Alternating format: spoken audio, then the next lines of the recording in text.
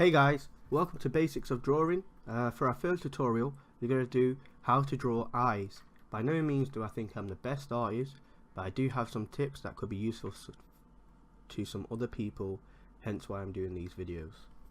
So let's begin. So we start off by the upper eyelid, which is formed by two lines with a join.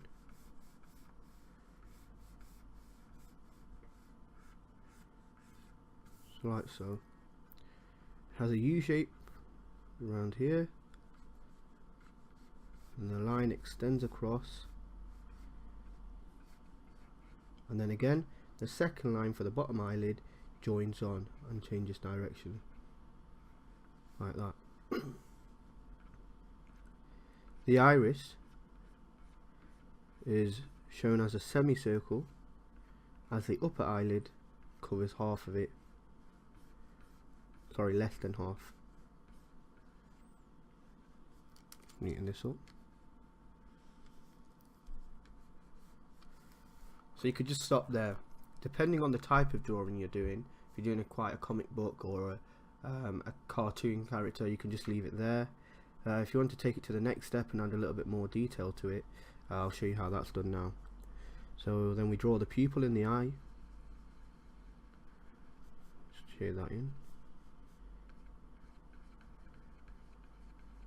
The pupil size and position depends on the emotion that you want to convey. And then I draw a circle, sometimes two, for the actual lighting of an eye. So where the light will be reflecting off the iris.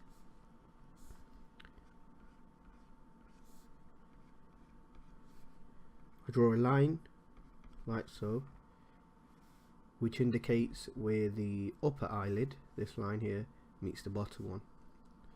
Then I draw the bag under the eye from that line.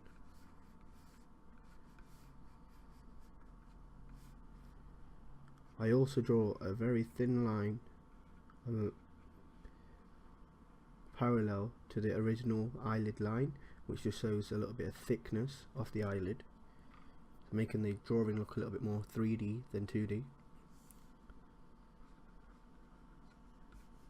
Now draw the upper eyelid, and that's how I draw an eye at rest. Obviously you can just add a little bit of shading to this, so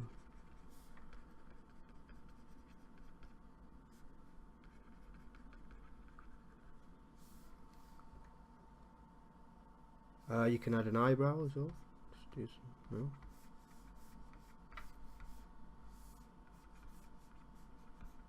Obviously it wouldn't be this neatly shaped unless he was getting it plucked.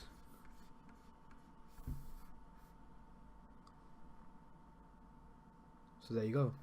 Now we're going to go on to different emotions conveyed by the eye itself. So we start off by a guy who's angry.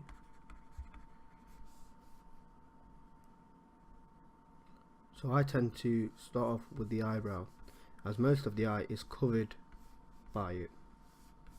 So it just saves a lot of time if you just get this in place, you get the shape of this right.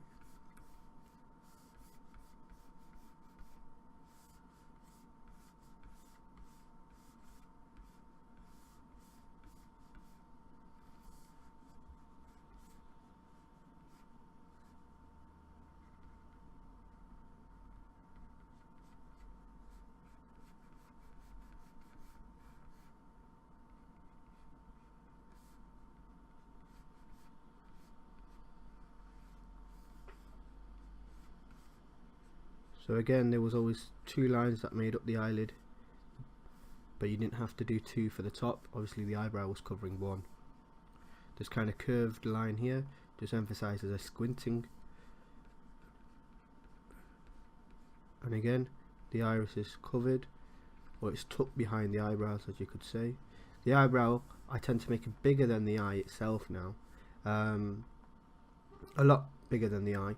It's just to kind of emphasize that the eyebrow has come forward and the eye is being tucked behind it. draw the pupil again. Still got the reflective areas. Just give it a little shading, you can see. Again, the line, and I come down again for the eye.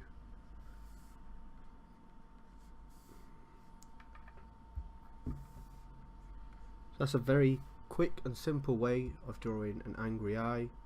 The amount of iris you show basically determines how angry he is, or if he's looking up or down, with the pupils further down. Look, he's dead on. All depends on the position of this.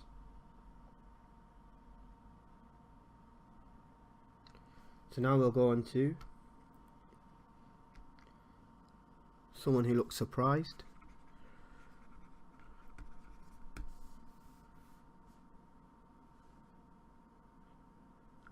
So the eye tends to be, so when someone's surprised, you have the iris in the center, so it's not being tucked away by any of the eyelids, and also the eye itself is at basically full stretch, so you'll see it look quite a lot bigger.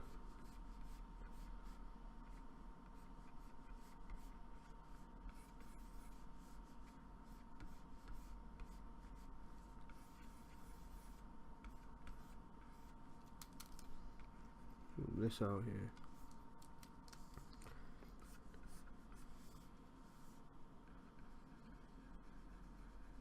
Again, the pupil size depends on the amount of light on the scene.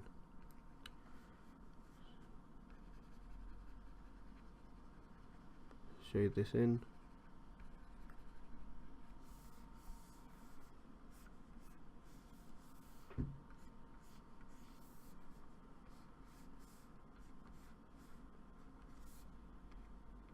And you've got that line goes around here.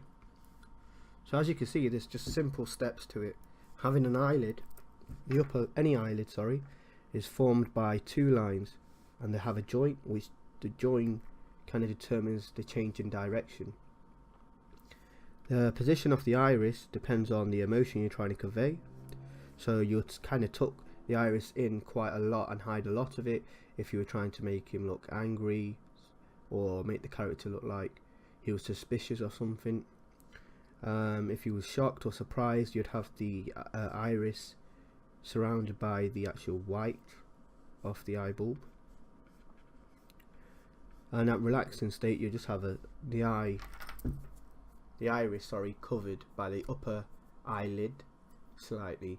That's just a resting state, I'd say. I'll just add the eyebrow so you can see the kind of effect.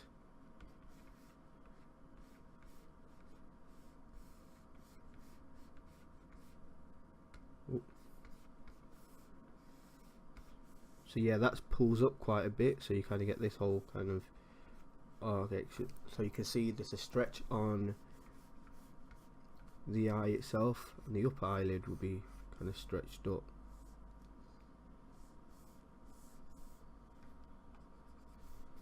So yeah, that was 3 types of eyes. If you have this basic principle and understanding, you'll be able to apply it to any kind of expression you want to put into a character or convey an emotion through the eyes. So yeah, if you have a go yourself and let me know how it goes. See you in the next one.